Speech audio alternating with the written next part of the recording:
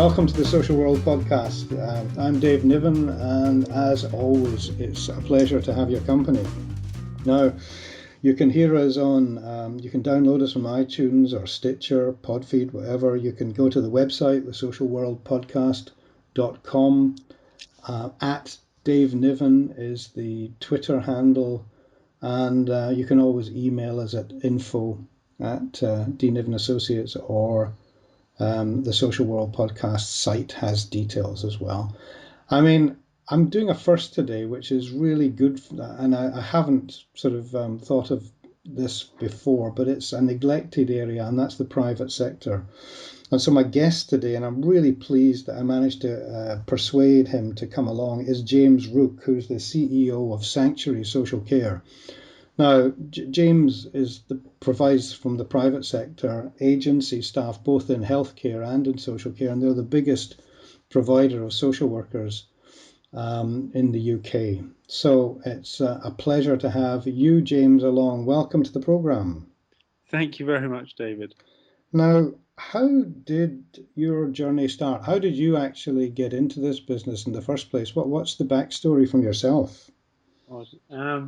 Well, we're just about 10 years old now, and I had been in the recruitment world. I'm chronically dyslexic, but probably what was more the rationale behind it is I was involved with two charities.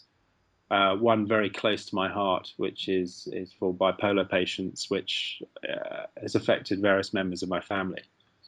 And so I always had a close affiliation, and I'd worked in the care sector before myself as well. So all that coming together, I decided to start a social work specific agency, very much focusing on that in November 2006. And I started it with 8 people. And I'm sitting in an office today with those same 8 people that I started with it 10 years ago. Well, that's good. I'm probably more proud of that than I am anything else. Let's say I can't spell, read, or write. Very dyslexic, but I think we've formed a company on the principles that you treat people how you'd like to be treated yourself, and that staff retention is critical for both our candidates, those practitioners working with us. The last thing they want to hear is to have somebody helping them through their career, their development, and to phone up another day and to be told, I'm afraid John's left and Sophie will look after you now. It's not about the name above the door. It's about those individual relationships and people really understanding what somebody's career, where they want it to go. That's how the company sort of started, with those aims, and we became the largest provider of social workers in the UK. And since then, we've developed into delivering services ourselves and very much outsourcing of services from local authorities. Okay. I mean, what's your take at the moment on the landscape? We'll start with social work at the moment. I mean, because it's some people say quite chaotic, others say, a change a minute. Others say they've absolutely no idea about the future because those in political control have got very little idea about the future. But I mean, you're filling the gaps an awful lot. You're actually providing agency staff to what is quite a significant vacancy rate amongst social services departments. I mean, how do you see it developing? I mean, I hate to always be talking about sort of negatives, but I do feel as though, particularly in the UK, that politically, the austerity we've gone through. I mean, ultimately, I believe the best spend to save exercise in the UK would be social care. It affects so many other areas and so many other budgets, but there isn't that investment going on. And in fact, the opposite. And it's kind of, we won't do anything about it until it's broken. And at the moment, you've got a loss of practitioners every year, even though there's more people joining the profession in children's services last year. There's more people leaving as well as more people joining, and there was a net loss of 500 children's practitioners in the UK. That's worrying, isn't it? It's very worrying, and there are schemes that are going on, but they're not having a big enough impact. And we need very skilled workers, and that experience is critical in the field as well. It's the biggest worry for me is ultimately the one job that I certainly would not want at this moment in time in the UK is to be a director of children's services. Mm. Um, they've started their career as a practitioner, a social worker, somebody that's been on the front line often, somebody that very much cares about the vulnerable and making a difference. Um, they've done well, they've worked with people, and suddenly the role has completely and utterly changed to becoming a CFO, having to deal with multi-million pound budgets, which if they were in the private sector, they would be paid about 10 times what they're being paid today, looking after our most vulnerable citizens in the UK. So, an incredibly important job, which is not what they've necessarily been trained or have a natural skill set for. And then they're given a very difficult scenario of we would like you to improve our services because they're failing. At the same time, you're going to have greater demand than we had before when we were failing, and we'd like you to do that with less money, less resource, less support. Mm. Mm. Not a good formula, eh? It's a very tough one. It's a very difficult job, and it has changed dramatically in the last 5 years. So, good analysis of what is. What do you think the next few years hold? Well, it's what I hope, um, and reality may be different things. My personal belief, as I said, is we need to invest. We need to look at new initiatives. I mean, to give a very simple point, so we've got a shortage of practitioners. So, in order to use their expertise, you'd want to make them more efficient. Mm-hmm. So, what we've actually done in the UK is, in times of austerity, directors, financial directors, directors of children's, directors of adult services haven't wanted to lose practitioners, and quite rightly so, but instead they've had to lose their admin. So I've got reports of practitioners now hoovering their offices, doing the filing. They spend up to 70% of their time in front of a computer screen. That's not why they joined the profession. They joined to make a difference, to Mm. support the vulnerable.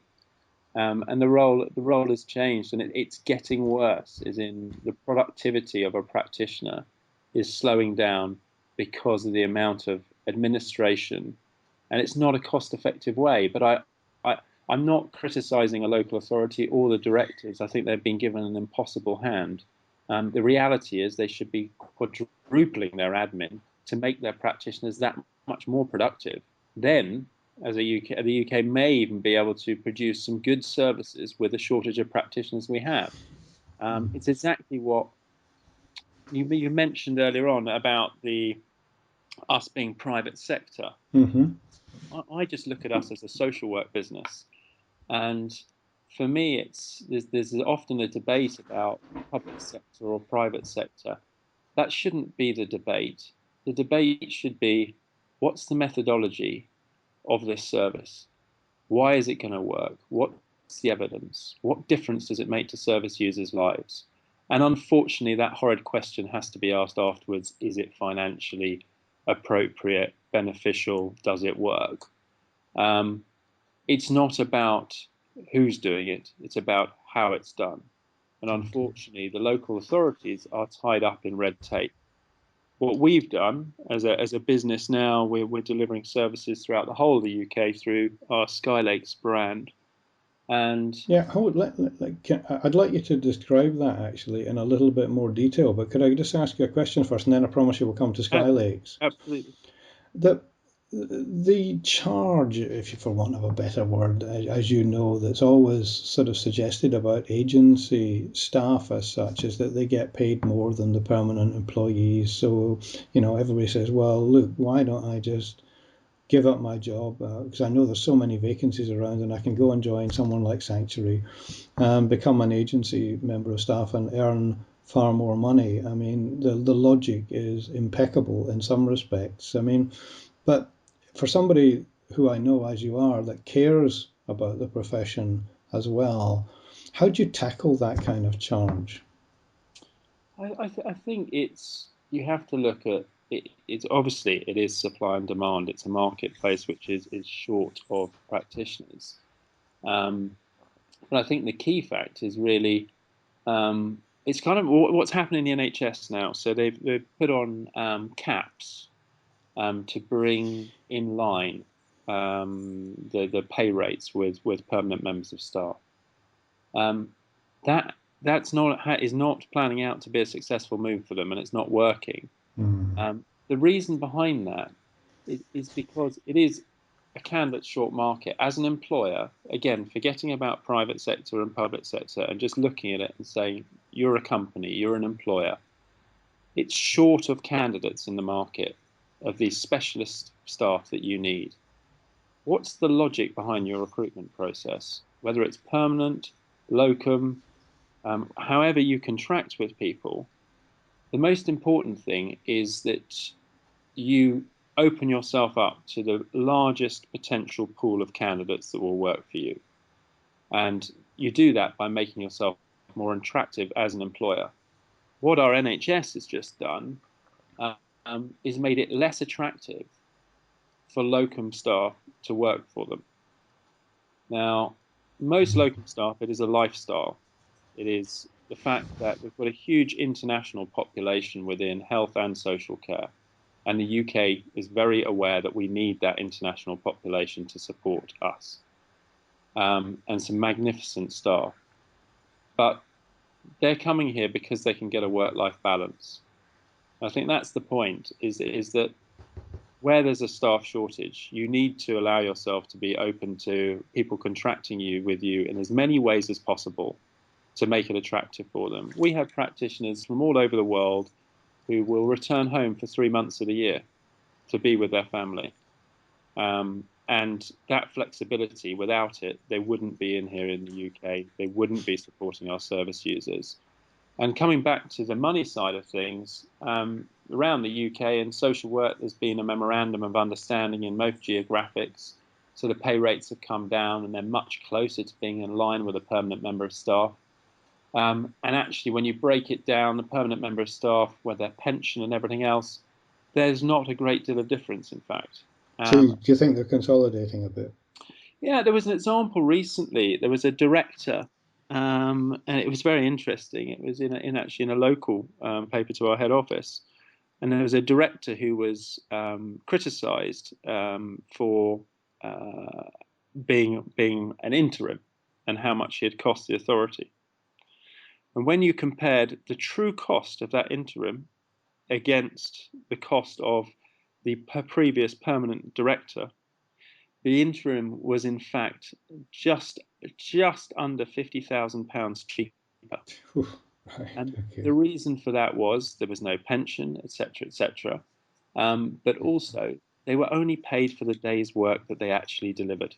Okay, quite startling. Well, look, okay, take your points on that. Let's develop a couple of things that you mentioned earlier on because I'm quite fascinated to hear a bit more about one of your newest kind of services, their Sky Lakes initiative, which, if I understand it, it's not exactly sort of rapid response, but it certainly is apparently set up to deal with more immediate need. Is that a fair point if you'd like to describe it? Skylakes is our service delivery arm, which we started about 6 years ago. And really, we learned a lot of lessons in the early days and made a number of errors, which I think local authorities had done as well. But what we were very fortunate about is we didn't have the red tape.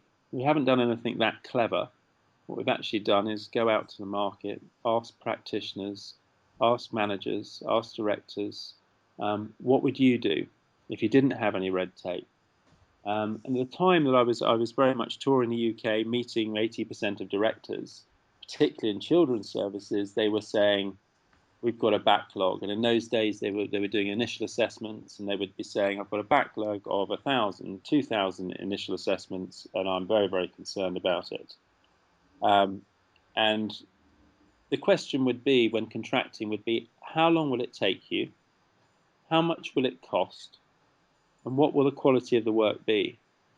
Now, those three questions, when commissioning anything, seem very fair questions to ask an organisation. Yeah. At the time, I realised in the UK the only answer to that was yes, we can. we can give you some locums. How many do you want? You can have 30, 40, 50, 100. Timeline, no idea. Manage that yourself, and no one's incentivized to get it to finish to any particular timescale. Quality, no idea. It's going to vary. Some will understand your threshold, some will understand your ICS system, some won't. Manage it yourself. Cost, yes, there is one. It's ongoing. I don't know what it's going to be, but there's definitely one there, and it's going to continue to grow. So those answers, I realised, were not particularly good answers to these needs, and that's when we set up Sky Lakes. Guarantee the timescales. We guarantee the quality of the work to a fixed price, so they can actually, for the first time, times of austerity, actually say, I'm budgeting for these assessments. It's going to cost me X amount over this period of time, and they will be to this quality level, or I will not have to pay. A far more accountable service. What we've really done is to try to do things and deliver things in a different way. And I touched earlier on about the efficiency and admin, and how as Hmm. local authorities, practitioners, we're needing more and more anyway because demand is going up, but actually they're becoming less efficient, which is making us need even more because they're spending so much time doing administration in front of a computer screen. And you provide the admin backup, don't you, yourself within Sky Lakes? Is that my right? Am I right? Absolutely, and it makes it as much easier for us to recruit staff to Sky Lakes because social workers are doing what they train to do, what they're passionate about. They're spending time with service users. They're making a difference. They're making judgments, and they're more informed to make those judgments. Whereas all inputting in children's services onto ICS or adult systems, everything is done for them. To give you a good example, we work with a South. This is an adult example. We work with a South London authority, and they were targeted internally to do 5 adult reviews a week. On average, they were achieving 3 adult reviews a week. And it's not because our practitioners are superhuman. Yes, we cherry pick them, and we've got the largest database of practitioners in the UK, but it's the process to which they work to. All their route plan is done for them. All the inputting onto the computer systems is done for them. They spend time with service users. So when we worked with that South London authority, our lowest performance was completing 8 assessments in a week, which is a considerably difference to 3. Yeah. And we've got examples of extremes of 15 assessments in a week. And these are all going through 5 stages of quality assurance. And the difference, again, we've had another London authority quote to us that for every 1,000 reviews that Sky Lakes does for them, the quality is higher than internally and consistent throughout, but it's the same cost for us to be able to only complete 750 internally. And as I say, it's not because we've done anything massively clever or we're superhuman practitioners. Yes, they're geared up. Yes, if they do quality work, they can get bonused for that if it's quality work to timescale. But the practitioners are really doing what they want to do. They've also got a fantastic work-life balance. If they want to take their child to school and drop them off and do the school run, that's absolutely fine, as long as the assessments are done to the quality standards within the timescale. And we have practitioners. We also are bringing some practitioners back into the profession. So you've got retired practitioner who may want to do one fostering assessment and just take one on every now and again or just before Christmas Hmm. to add to their income. Hmm. That flexibility is bringing some very good practitioners back into the sector. Okay. Well, now you talked about, I mean, when I mentioned the private sector and you sort of redefined it a bit and understood, but there is some considerable talk about privatization within social care. I don't know how much of that's impacting on your thinking at the moment or whatever, but I mean, some people would be very concerned when it seems like child protection, for example, and so forth gets what they would call privatized, and the whole ethos and sort of the whole ethical kind of background of that would be challengeable. I mean, how do you feel about that? I think it's all down to methodology, accountability. It's not. It's not. if a private company is going to deliver social work, how are they going to do it? Why are they going to be any good at it? What guarantees do they give to the taxpayer, to the service user, that this is going to be delivered? And where can they evidence and prove that they've got the resource and they have delivered this before? Mm. If those questions can all be answered in a positive way, then I think it's a very good thing. If you're talking about a large logistics privatized company taking over children's services, it would probably concern me because they've got no track record or history of delivering it. I think And yeah, yeah. for ourselves, yeah, we're running referral and assessment centres for local authorities throughout the UK. We do that incredibly effectively. We've got a track record of taking people out of intervention. Um, so I think it comes back to it's not private or public sector. I believe that there should be the commissioning should be done by independent bodies completely, and public sector independent bodies, whether they move it into a trust or not. But ultimately, the decision should be based on what is the best outcome for service users. That's the first priority. And Okay. sadly, in these times, the next one is it financially Yeah, yeah. working for the taxpayer?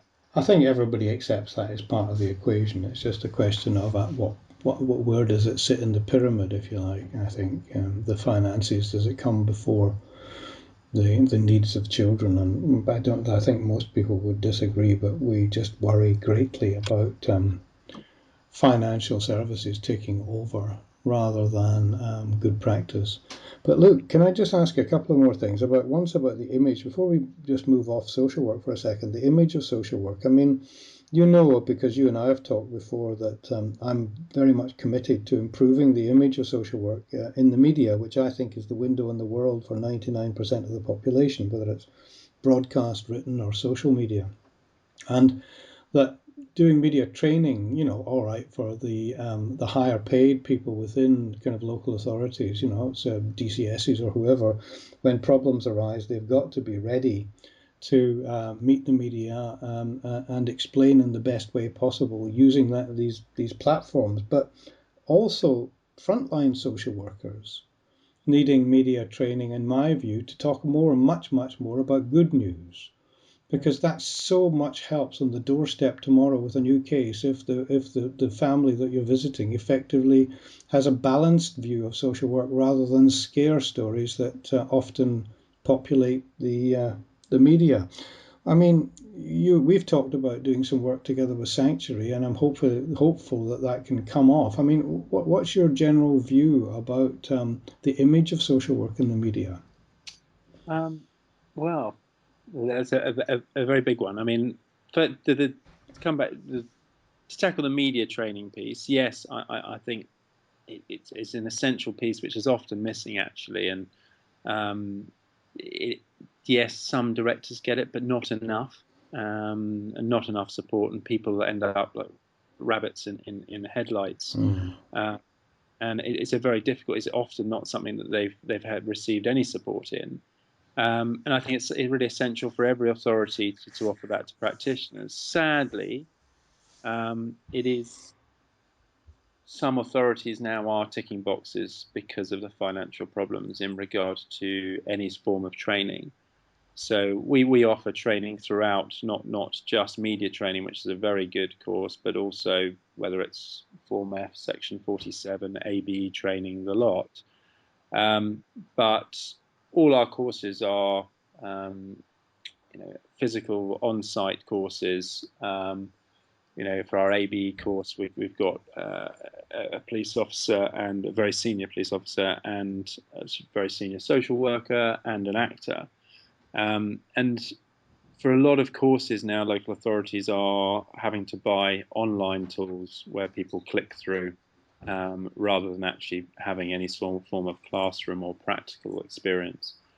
Um, the overall image of social work, I'm very passionate about. Mm. I think it's very unfair. They are often referred to as the fourth emergency service in the UK, and I know of cases on a regular basis with our practitioners. Without their intervention, lives would be lost.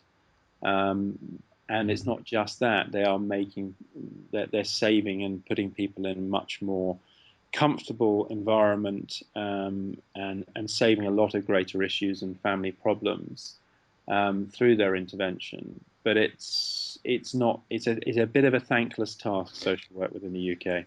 I know. Well, we will turn it round. I mean, we're still a young I profession. hope so. I hope so. I mean, the Social Work of the Year awards. I'm delighted that. Tell us about them because I was going to ask you because you sponsor them, don't you? Yeah, well, years ago I was asked to do a speech at the Social Work of the Year awards, which was a rather small event held in a hotel in Bedford.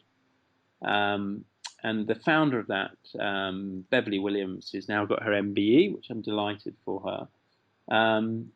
She, and I had a conversation and realised that we obviously had a lot of access to the social work community, and how could we make this a bigger thing? How could we promote positive practice? How could we make social workers feel good about themselves?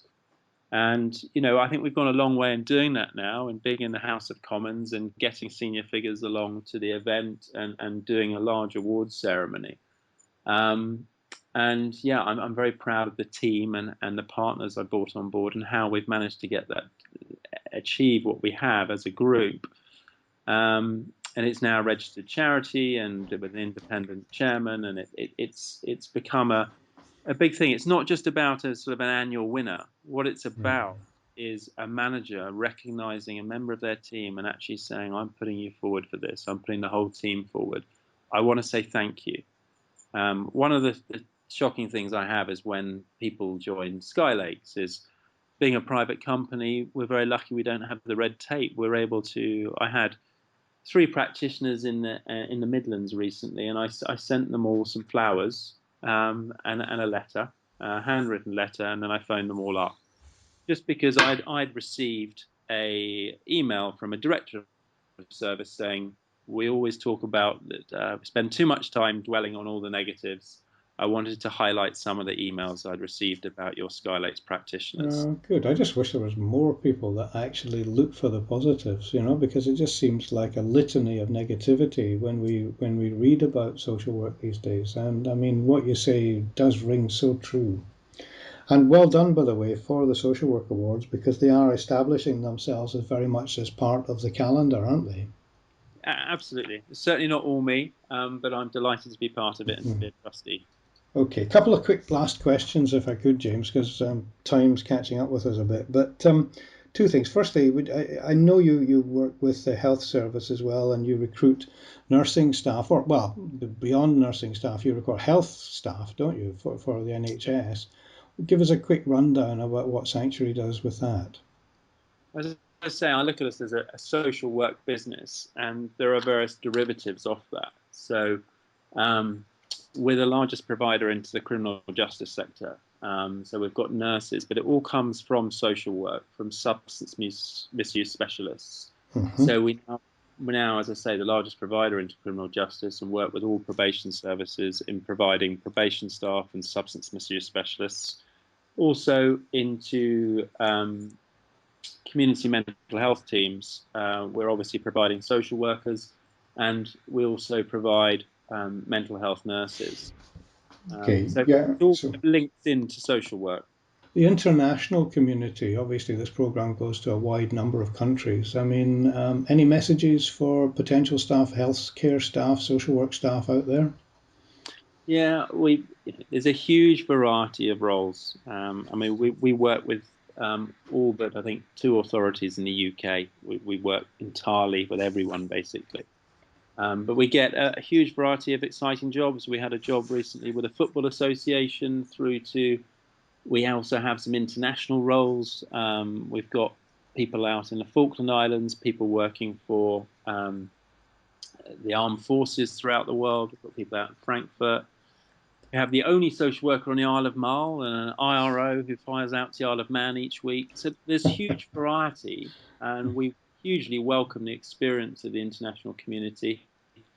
All We just right. have to be slightly careful that there's not brain drain in another Hmm. country, and there is a worldwide shortage of health and social care qualified staff, which we as countries need to make a big difference, and we need to encourage people. And things like the Social Worker of the Year awards, talking about the positives of the profession, I hope is where we can make a difference and get people attracted into such an important profession.